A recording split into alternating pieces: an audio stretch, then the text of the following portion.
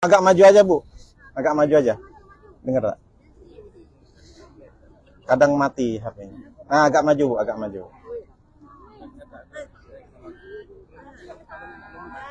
Belum terima pertemanan ya? Oh. Harus terima pertemanan. Ada.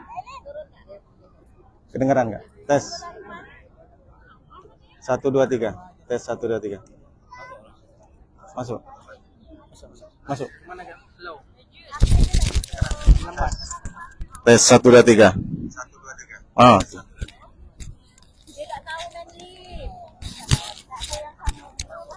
Live di Facebook, Bu ya. Muhammad Nuruddin Zaini. Kalau live di YouTube jangan lupa like, share, komen, subscribe. Baik.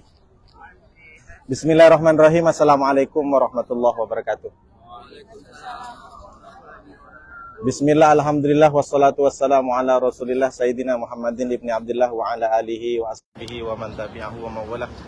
Ashhadu an la ilaha illallah wahdahu la syarikalah wa ashhadu anna sayyidina wa nabiyina Muhammadan abduhu wa rasuluh la nabiyya ba'dah. Allahumma salli wa sallim wa barik ala Sayyidina Muhammad wa ala ali Sayyidina Muhammad. Bapak Ibu para tamu Allah, Jamaah Andalus Al-Haramain, Umur Akbar bulan Februari, mudah-mudahan semuanya dirahmati oleh Allah SWT. Hari ini kita berjumpa di tempat yang baik, dengan orang-orang yang baik, tentu dengan pahala-pahala yang baik. Kata Nabi SAW, tadi di Raudah itu di atas ada bacaan, bapak-bapak yang sudah saya sempat ajak, ada bacaan tulisan kuning di hijau di tengah-tengah.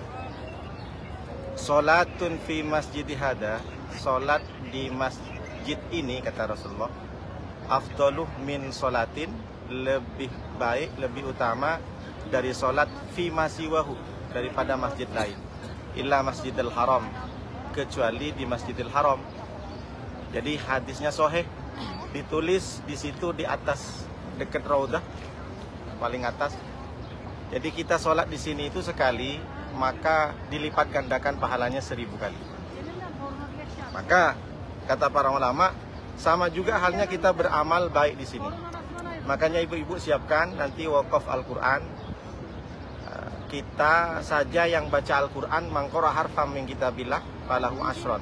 Siapa yang baca Al-Quran 1 huruf, itu diberikan pahala 10. Alif lam mim, ada 3 huruf. Lalu kemudian kita berwakaf Al-Quran, ditaruh di Masjid Madinah atau Mekah nanti. Maka setiap orang yang baca 1 huruf, kita dapat berapa jadi? 1 huruf dilipat gandakan jadi 1000. Jadi harusnya kita dapat 30, jadi 3000. Maka berapa banyak, berapa lisan yang baca? Tentu orang yang baca di Masjid Madinah ini orang-orang yang soleh semua, karena mereka tidak sibuk dengan dunia. Bapak Ibu bisa tengok tiap hari orang mengejar akhirat. Inilah bukti bahwa tanah haram Madinah dan Mekah ini terakhir yang diledakkan oleh Allah. Wa idal biharu fujrat wa idal kubur bu'thirat wa idal kawakibun tatharat. Ketika langit, planet diledakkan, ditabrakkan, ketika bumi diledakkan, terakhir yang tak hancur itu Mekah dan Madinah. Bapak Ibu bisa perhatikan setiap perjalanan, mungkin kemarin tak nampak, nanti kalau kita sudah pergi ke Mekah nampak, kanan dan kiri dari perjalanan itu batu semua, bukit semua. Kalau kita nengok di gunung-gunung di Karimun, di Lingga, bukan hanya sekedar batu dan tanah, tapi ada daun. Tapi tengok kalau di Madinah dan Mekah, tumpukan batu sama tanah. Itu kenapa? Wal jibala autada, kata Allah dalam Al-Quran. Di Mekah dan Madinah sengaja Allah buat banyak gunung-gunung itu untuk menjadikan pasak bumi. Jadi bumi ini semakin kuat. Jadi kalau ditanya, kenapa mesti Mekah dan Madinah yang banyak bukit, gunung, batu? Dan itu tidak berfungsi kan? Berbeda dengan Gunung Semeru, Gunung Bromo. Mereka aktif, ada larva. Ada larva apa lava. Tapi kalau di Mekah dan Madinah tak berguna dia. Makanya hanya ada beberapa gunung yang keramat, yang penuh dengan sejarah. Di Madinah ada Jabal Uhud yang bentuknya nanti persis di surga sama dengan Jabal Uhud. Kita insya Allah 2 hari atau 3 hari lagi kita ke sana. Itu membuktikan bahwa batu-batu itu hikmahnya sekarang tak nampak, tapi hikmahnya nanti di hari kiamat. Terakhir yang hancur bumi itu hanya Mekah dan Madinah. Kenapa? Makanya kita dikumpulkan di padang mahsyar. Di mana di padang mahsyar itu? Di Jabal Arafah, di tempat wukufnya orang haji. Nanti kita tiba-tiba sudah dihidupkan di sini. Nah, mumpung kita di sini, kita manfaatkan, apalagi mohon maaf, apalagi yang sudah 50, saya masih 40, 50, 60, 70, adalah umur the golden age. Kalau menurut saya the golden age itu umur 60, 70, bukan yang masih muda. Golden age ini artinya kan umur apa? Masa emas ya. Justru yang Bapak Ibu yang sudah 60, 70 itu masa yang sangat berkualitas. Kenapa? Karena yang ditunggu cuma menghadap kepada Allah. Bukan berarti yang muda tak menghadap kepada Allah, semuanya menghadap kepada Allah. Tapi kalau umur 70 Allah kasih kesempatan hari ini masih hidup, berarti itulah waktu yang paling banyak untuk berzikir. Alhamdulillah Bapak Ibu yang umur 60, 70 ada di Madinah. Bukan berarti tidak dipilih oleh Allah. Berarti kita nih orang-orang hebat semuanya. Berapa banyak di luar sana, mobilnya besar, rumahnya besar, tapi belum sampai-sampai. Bukan berarti kita suudon, tidak. Tak boleh kita suudon. Setidaknya kita ini dipilih oleh Allah, ada di sini di tanah suci, maka manfaatkan. Jangan sampai sedetik pun, sekecil apapun, sesaat apapun, tidak dibuat sebuah amalan-amalan. Maka amalan yang kecil pun di sini dilipat gandakan 1000. Terkait dengan masalah amalan, kita ini sudah masuk ke nisfu Sya'ban. Nanti malam nisfu Sya'ban. Kalau di Indonesia sudah baca Yasin 3 kali. Setelah maghrib tadi ada istri saya telepon tadi, sudah ngaji 3 kali. Ada hadisnya Pak Ustadz? Ada. Ittala Allah ala jam'i khalqihi lailatan nisfi min Sya'ban. Allah itu sangat memperhatikan, melihat kepada hamba-hambanya di malam nisfu Sya'ban, nanti malam. Maksudnya bagaimana? Sangat memperhatikan, bukan berarti di lain kesempatan Allah tidak memperhatikan kita. Allahu ya'lamu wa antum la ta'lamun. Allah selalu tahu dengan apa yang kita perbuat. Tapi di malam nisfu Sya'ban spesial bagi Allah. Apa maknanya? Karena malam nisfu Sya'ban adalah malam diijabah segala doa-doa. Yaufiru, mengampuni Allah ala jami'i khalqihi, kepada semua makhluknya terhadap dosa-dosanya. Mau kecil mau besar Allah ampuni. Tapi dengan catatan malam nanti kita bangun, sholat tasbih, sholat taubat, sholat hajat, sholat tahajud, kalau perlu ngaji Al-Quran. Maka hari ini, nanti malam nisfu Sya'ban, berarti memang Allah sengaja memilih kita semua ini bermunajat kepada Allah, minta ampun kepada Allah pas tepat di malam nisfu Sya'ban. Hebat atau tak hebat? Luar biasa. Mungkin sebelumnya ibu tak kepikiran, loh aku kok pas kebetulan nisfu Sya'ban. Sementara kalau nisfu Sya'ban biasa kita kan ngaji, kirim doa-doa arwah biasanya kan, ngundang ustadz, baca Yasin 3 kali. Pertama kita minta panjang umur, yang kedua rezeki, kemudian kita minta mati dalam keadaan iman dan Islam. Kan itu yang diminta. Nah, malam ini kalaupun memang sempat Bapak Ibu kita bareng ngaji Yasin nanti habis maghrib 3 kali. Tapi kalau tak sempat, mungkin Bapak Ibu bisa sendiri-sendiri. Insya Allah nanti kita berjemaah sholat tahajudnya nanti di pelataran di sana. Berjemaah sholat tahajud ya. Sekaligus sholat tasbih kalau sempat. Nah, apa maknanya? Tapi kalimat hadis ini harus dilanjutin. Semua Allah akan mengampuni dosa-dosa kita semua di malam nisfu Sya'ban. Tentu yang bermunajat, yang bangun. Tapi yang tidak ada ampuni 2. Illa limusyrikin aw musyahinin. Perhatikan baik-baik. Yang tidak diampuni oleh Allah pertama orang syirik. Ibu tahu syirik? Syirik ini iyyaka na'budu wa iyyaka nasta'in. Kalau syirik iyyaka na'budu wa iyyaka Mbak Rara nasta'in, Gus Samsudin nasta'in, wa iyyaka dukun nasta'in. Menyembah kepada Allah tapi masih minta tolong kepada dukun.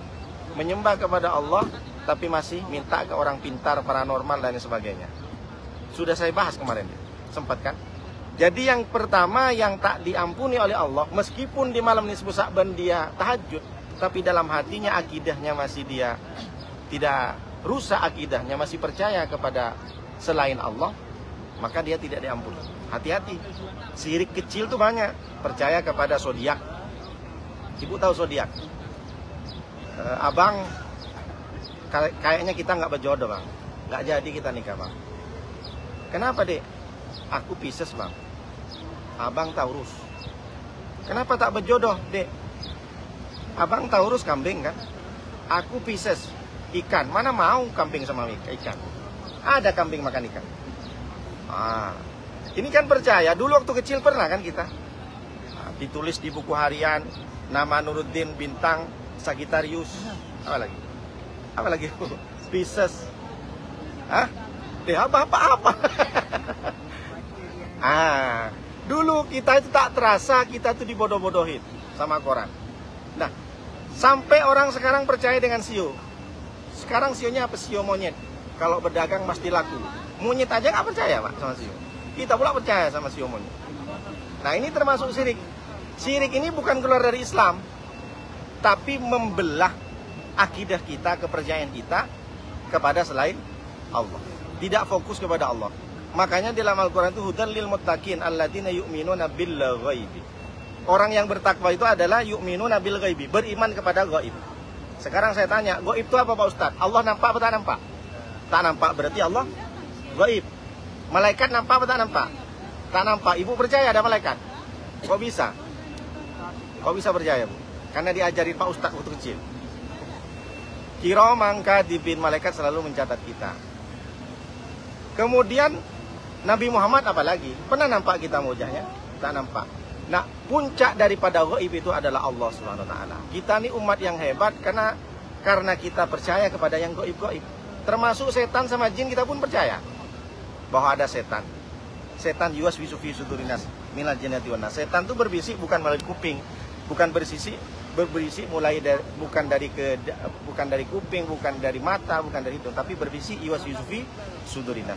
Jadi yang tidak diampuni oleh Allah meskipun cungkir balik nanti malam, mau tahajud, mau ngaji, tapi dalam hatinya, mohon maaf, dia berdagang masih punya pesugihan. Mohon maaf saya sampaikan, bukan saya menyinggung.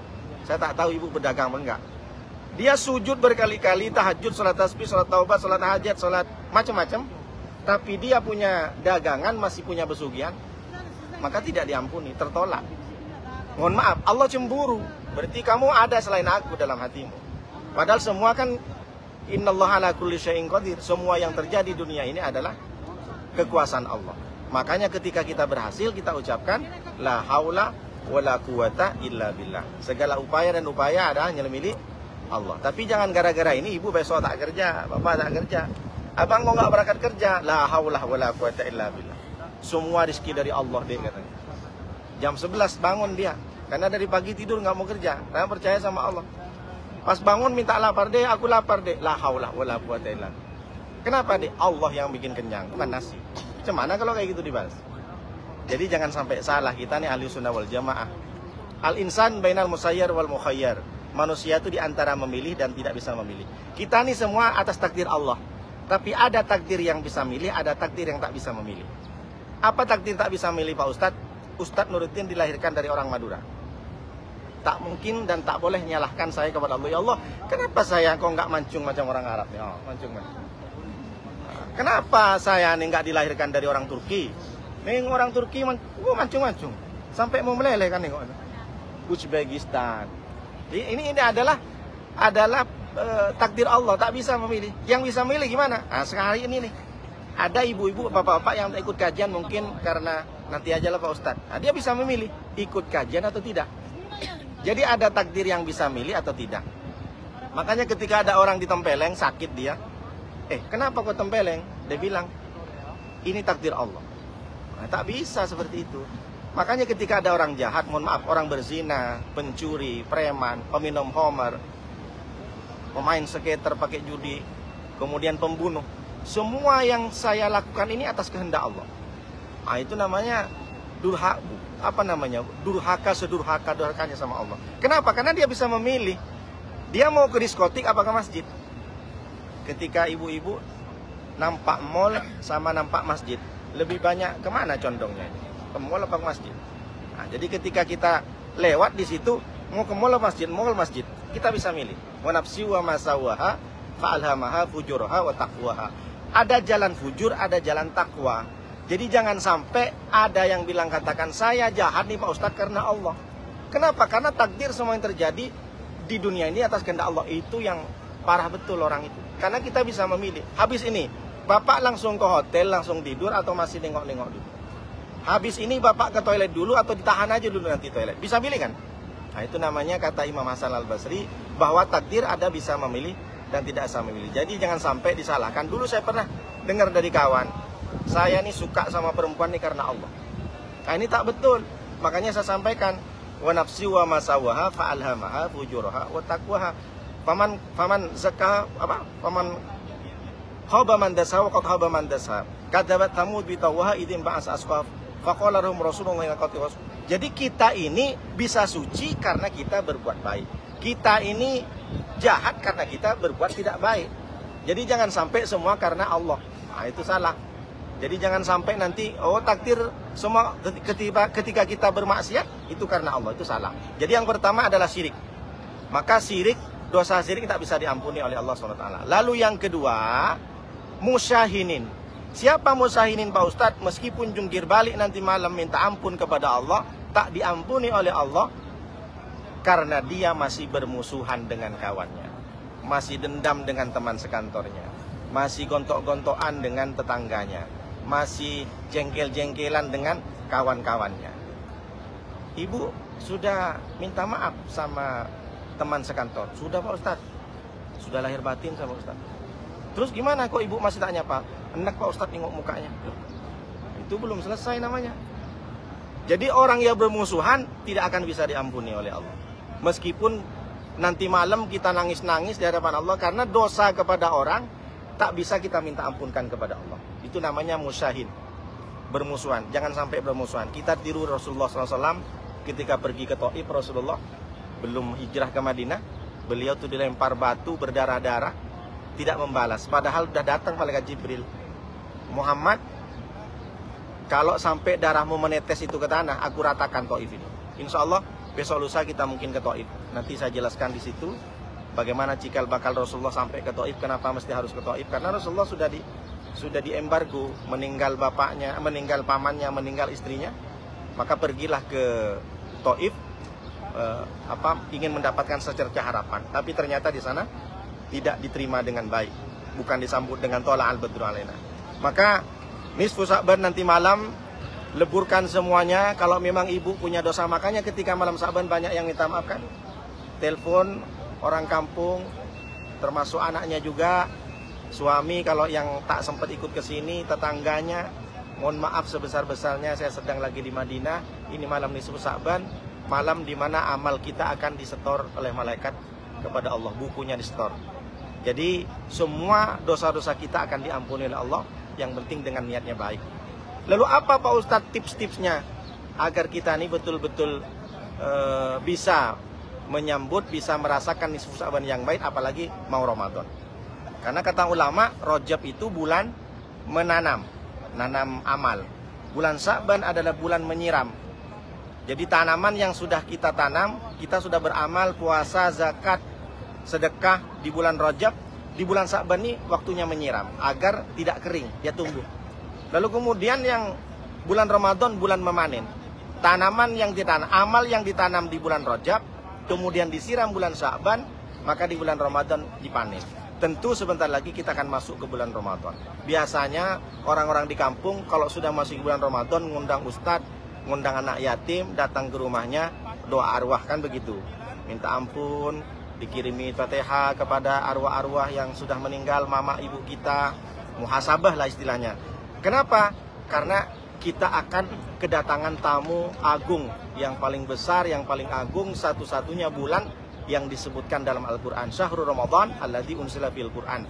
Satu-satunya bulan nama Ramadan yang disebutkan dalam Al-Quran. Di dalam Al-Quran tidak ada bulan Rabiul Awal.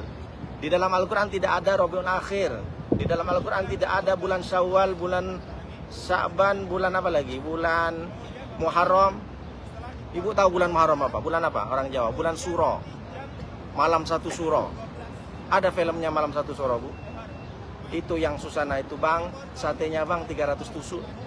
Nah, susana kan? Habis itu jadi hantu dia. Muharram, Safar, Rabiul Awal, Rabiul Akhir tidak ada. Yang ada di Al-Quran hanya Ramadan, Syahrul Ramadan. Berarti ini bulan luar biasa, karena satu-satunya bulan yang namanya persis di dalam Al-Quran.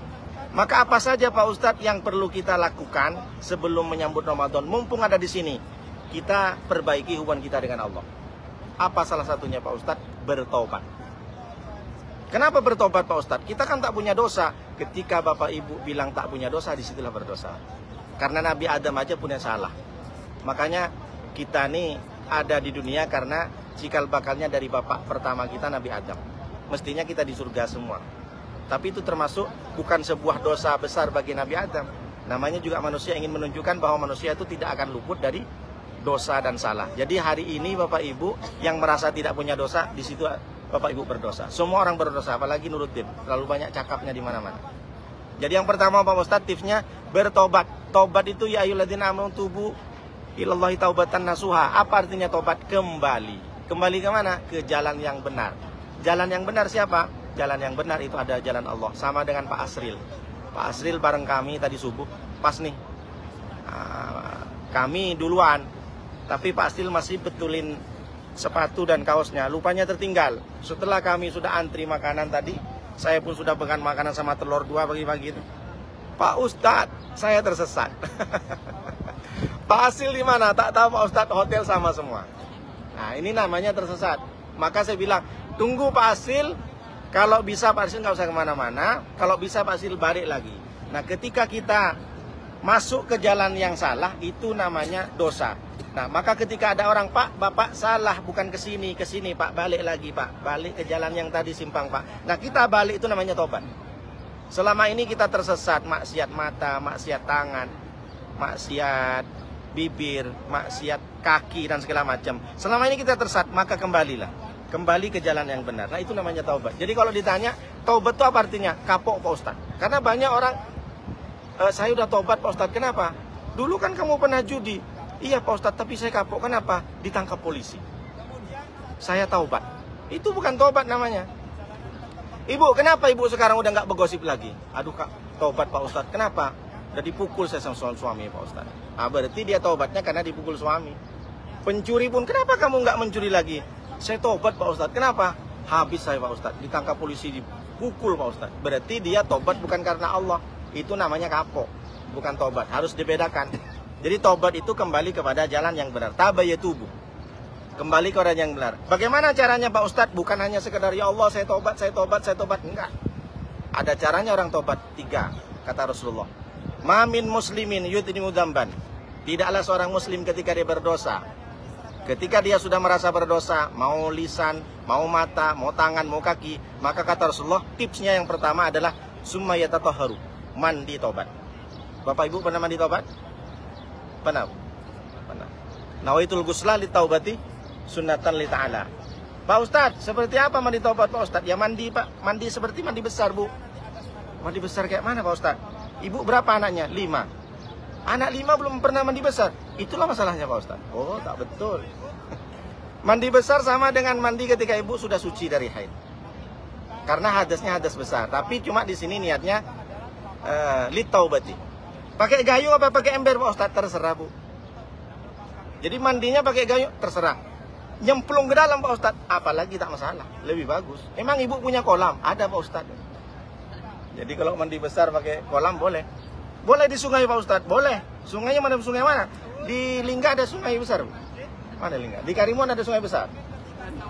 Danau ya. Ah, boleh Pak Ustadz kejebur ke danau, boleh Pak. Jangankan ibu, jangankan dosa, ibu juga pasti hilang saya bilang gitu. Bukan dosa yang hilang. Jadi kalau ibu mau mandi besar pakai sungai nyemplung boleh. Biasanya kalau di kampung kan pakai bak besar kan Pak? Pakai besar, bak besar. Jadi setelah mandi barulah kata Rasulullah summa yusolli rakaatain. Salat 2 rakaat. Namanya salat sunat taubat. Kapan itu dilaksanakan Pak Ustadz? Dari mandinya setelah tidur tengah malam. Aduh, kalau mandi malam biasanya kena rematik Pak Ustadz, biri-biri. Itu kalau mandi sebelum jam 12. Kalau mandi setelah jam 12 itu sehat. Ibu ikutin terapi, tapi hati-hati kalau mandi di kamar mandi, jangan langsung dari kepala. Meledak nanti darah, stroke, jatuh di kamar mandi. Maka mandinya kalau malam-malam jam 3, jam 2, Ibu dari kaki aja disiram sampai ke atas. Jangan langsung ke kepala. Biasanya itu uapnya mandek dia. Jadi karena kan darah dipompa dari jantung, pompa ke otak. Nanti otak itu langsung kalau dikasih dingin air, apalagi air yang di hotel sini nggak dikasih pemanas, meledak nanti darahnya, stroke. Nah setelah itu sholat 2 rakaat. Sholat 2 rakaat gimana Pak Ustadz? Sama dengan sholat biasa, cuma lebih afdol. Rakaat pertama, Qul ya ayyuhal kafirun, la a'budu ma ta'budun, wa la antum a'biduna ma a'bud, wa la ana a'budu ma abattum, wa la antum a'biduna ma a'bud, wa la antum a'bid, wa la ana a'budu ma a'budtum, wa la antum. Kenapa tak usuk Pak Ustadz, istri saya pakai gelang kaki kerincing Pak Ustadz. Tak sampai lakum dinukum waliyatin, wa la antum a'biduna ma a'bud, wa la ana a'budu ma a'bud, wa la antum. Jadi rakaat pertama disunahkan surat Al-Kafirun. Rakaat kedua Qul huwallahu ahad. Coba baca bersama-sama. Bismillahirrahmanirrahim. Qul huwallahu ahad. Allahus samad.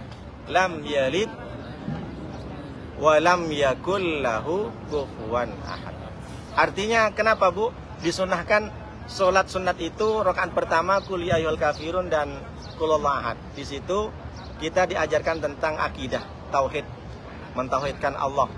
Jadi di situ kan sudah dijelaskan dalam surah Al-Kafirun dan Qul huwallahu ahad itu benar-benar kita diajarkan, ditebalkan keimanan kita tentang keesaan Allah Subhanahu wa taala. Setelah sholat 2 rakaat barulah summa yastaghfir, beristighfar. Beristighfar boleh pakai lagu Pak Ustadz? Boleh. Gimana lagunya? Astaghfirullah Rabbal baraya, astaghfirullah minal khataya. Boleh Pak Ustadz astaghfirullah saja, boleh. Astaghfirullah, tapi jangan keras-keras.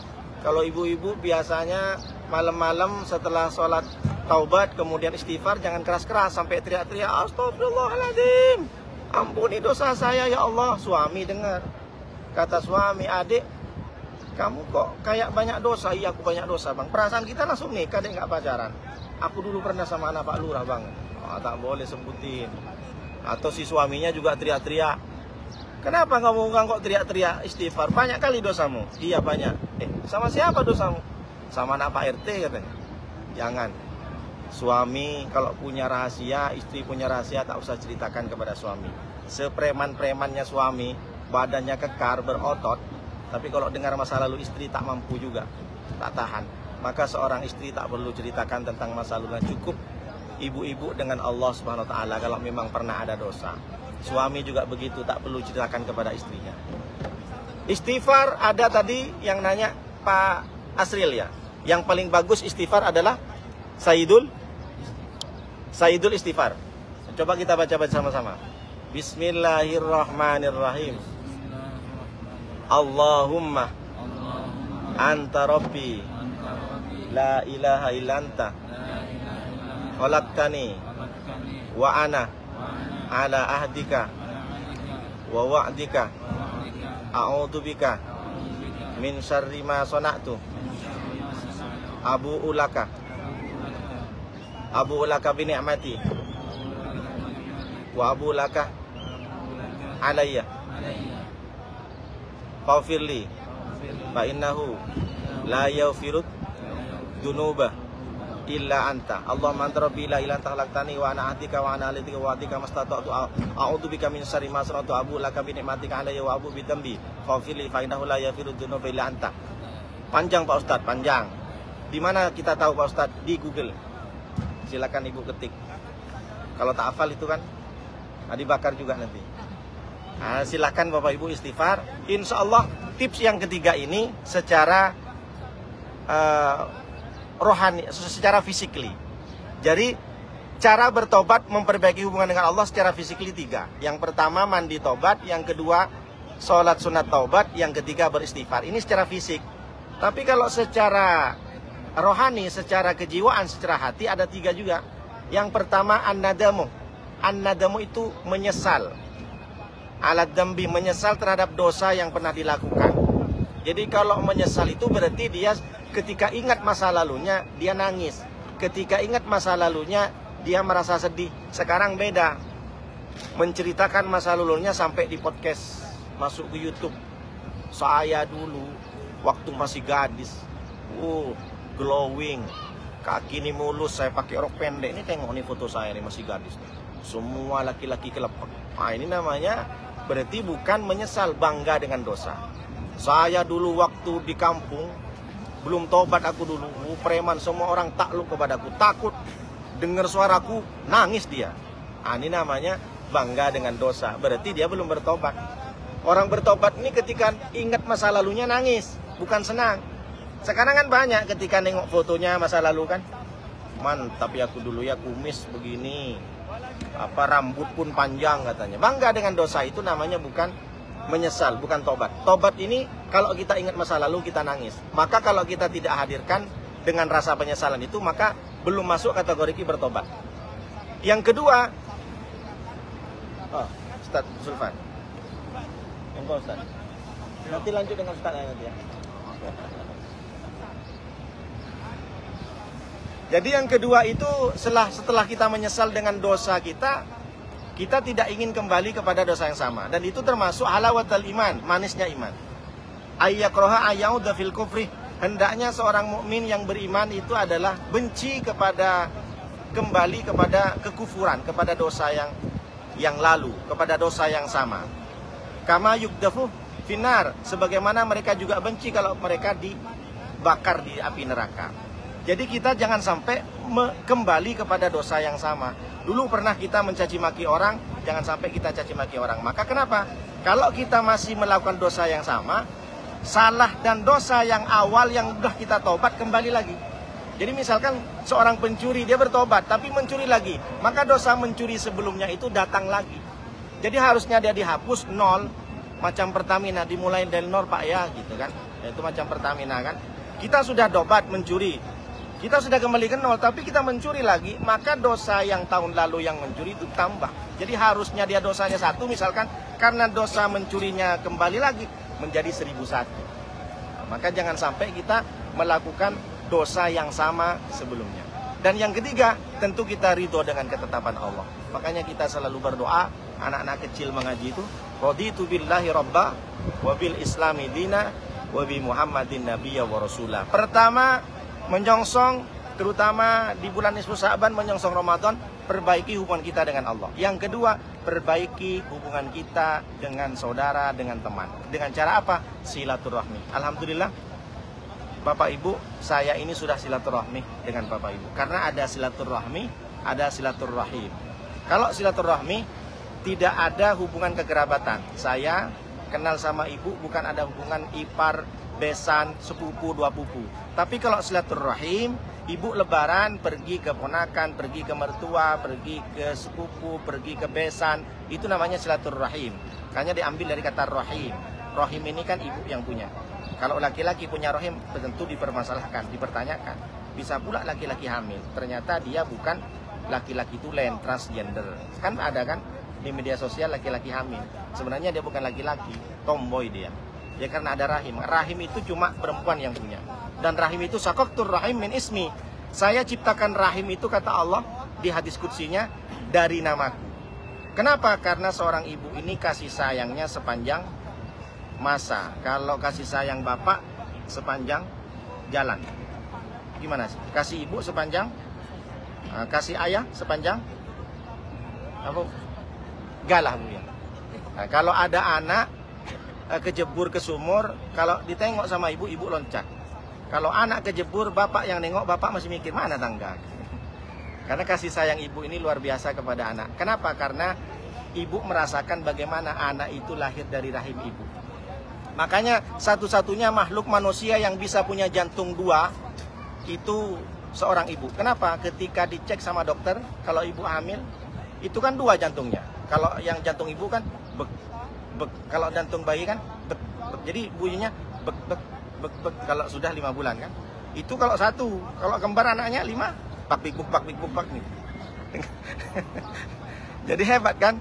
Seorang perempuan itu bisa memiliki jantung bukan cuma 1. Nah itulah hebatnya. Maka jangan suami-suami jangan pernah berani-berani sama istri. Makanya jangan bohong-bohong istri, kualat nanti suami-suami. termasuk yang ngomong. Jangan bohong-bohong sama istri. Perempuan itu tidak ada bandingnya. Karena seorang purnam itu yang bisa melahirkan anak menjadi baik, menjadi alim. Ibu bisa tahu kan? Sampai sekarang pernah nggak ibu tahu siapa bapaknya Nabi Musa? Pernah dengar ibu? Siapa bapaknya Nabi Musa? Wa auhayna ila ummi Musa an ardi'ihi. Saya sudah wahyukan kepada ibu Musa untuk menyusui. Yang disebut pertama kali saya memberikan wahyu kata Allah kepada ibu Nabi Musa. Nabi Musa hebat tuh bukan karena dirinya, tapi karena ibunya. Dari kecil Nabi Musa sebelum lahir saja Allah sudah mengenal kepada ibu Nabi Musa. Kemudian ketika dihanyutkan, siapa yang menemukan? Perempuan juga. Aisyah, istrinya Fir'aun. Dirawat. Sampai di kerajaan yang ngerawat Aisyah, yang ngerawat Nabi Musa waktu kecil juga perempuan. Siapa namanya? Masitoh. Perempuan lagi. Makanya perempuan ini hebat. Kata ulama, kalau perempuannya rusak, negara rusak. Kalau perempuannya baik, maka seluruh negara baik. Itulah kenapa kalau ada marketing, banyak perempuan ditawarin. Tupperware yang jual siapa bu? Marketingnya bu? Perempuan. Developer perempuan. Caleg-caleg kalau lagi milih itu kan yang disamperin perempuan kan. Ibu-ibu pengen jilbab, ibu-ibu pengen baju, ibu-ibu pengen kompang. Itulah kenapa di media sosial dibilang the power of emak-emak, super emak-emak. Oleh karena itu, jadi perbaiki hubungan kita dengan Allah. Yang kedua, perbaiki hubungan kita dengan manusia. Silaturahmi. Man sarrahu ayyub satalahu fi rizqi wa yusallahu fi astari falyasil rahimah. Siapa yang ingin diberkahi, ingin dipanjangkan umurnya, ingin dibanyakin rezekinya, maka sambunglah silaturahmi. Caranya gimana? Setiap ketemu salaman. Kalau perlu sampai cipika-cipiki. Laki-laki kan cipika-cipiki juga kan? Saya dulu pernah cipika-cipiki juga. Tapi karena nggak janjian, saya mau kanan, dia juga ke kiri. Terus duduk saya dengan kawan. Jadi salaman, terutama salaman. Mamin muslimah ini tidaklah dua orang muslim. Ketika yaltaqiyan, mereka bertemu. Fayatasofahan, setelah bertemu mereka salaman. Maka ghufira lahu ma taqaddama. Maka diampuni dosa keduanya. Qabla ayyatafarraqa, sebelum mereka berpisah. Jadi saya ketemu dengan Pak Asman, kemudian salaman. Sebelum berpisah saya dengan Pak Asman, dosa saya dengan Pak Asman diampuni. Tapi banyak orang sekarang bilang, Pak Ustadz, salaman sekarang sebelum sholat atau setelah sholat tak boleh Pak Ustadz. Ada nggak seperti itu? Pada dengarkan? Salaman-salaman setelah sholat tak boleh. Saya bilang, kata Imam Nawawi, sebelum sholat, setelah sholat boleh salaman. Yang tak boleh salaman itu ketika sholat. Allahu Akbar. Sehat Pak Haji. Itu tak boleh. Maka silaturahmi perkuat. Insya Allah kita dipanjangkan umurnya. Setelah ini kan pasti ada grup, terus ada. Jangan pernah keluar dari grup. Mungkin kita bisa reuni dan segala macam setelah umur akbar. Dan yang terakhir, sedekah. Perbanyak sedekah mumpung dari sini. Kalau kita bahas apa persiapan untuk bulan Ramadan, ibadah itu banyak. Tapi saya cuma 3 aja, biar singkat aja. Terakhir sedekah. Kenapa sedekah? Sedekah itu Rabbi laula akhortani ila ajarin qarib fa atasadaqah. Ada orang meninggal diserahkan oleh Allah, kemudian dia pengen hidup lagi. Sedetik saja ya Allah hidupkan saya. Mau ngapain kamu? Bukan minta sholat, bukan minta umroh, bukan minta haji, bukan minta jalan-jalan, tapi ingin bersedekah. Kenapa sedekah? Karena sedekah itu pahalanya langsung dibalas di kubur. Sholat, umroh, haji itu dibalas di akhirat. Tapi kalau sedekah, di kubur pun kita langsung dibalas oleh Allah pahalanya. Makanya kita sering berdoa, mudah-mudahan almarhumah ibu, almarhumah bapak saya dilapangkan kuburnya, diampuni dosa-dosanya, diberikan Allah cahaya dari surga. Tapi ada juga yang tak percaya. Pak Ustadz, kalau doa itu untuk orang meninggal tak sampai. Oh, kalau memang tak sampai, kamu punya orang tua udah meninggal, iya. Kamu tak pernah doa? Enggak Pak Ustadz, nggak nyampe Pak Ustadz. Ya udah, mudah-mudahan orang tuamu disiksa di kubur. Janganlah Pak Ustadz. Loh, kok nggak mau? Berarti percaya ada sisa kubur. Makanya kita berdoa sebelum salam, Allahumma inni a'udzubika min adzabi jahannam wa min adzabil qabri wa min fitnatil mahya wal mamat wa min fitnatil masihat. Siksa kubur ada, maka biar diringankan kita berdoa. Itulah kenapa 3 amal yang ikut mayat, waladin solihin yad'u lahu. Yang terakhir adalah anak yang soleh, anak yang berbakti, yad'u lahu, yang mendoakan orang tuanya. Kalau kita mendoakan orang tua sendirian kan cuma 1 doanya. Maka kalau pengen banyak, undanglah kiai, undanglah ustadz, undanglah anak yatim. Kalau kita doa sendiri, ya Allah ampuni dosa-dosa mak saya, lapangkan kuburnya ya Allah, jauhi dari sisaan kubur mak saya ya Allah. Kalau kita berdoa kita satu, tapi kalau undang anak yatim, undang 10 orang, undang 20 orang, berarti biasanya doa cuma satu jadi 21. Tapi jangan ngundang aja, kasih anak yatim tuh makanan. Jangan disuruh baca Yasin 3 kali, baca tahlil, tak taunya dimasakin mihun kurus-kurus. Sudahlah kurus pedas. Pulang ke rumah mencret pula si anak yatim. Ya Allah katanya.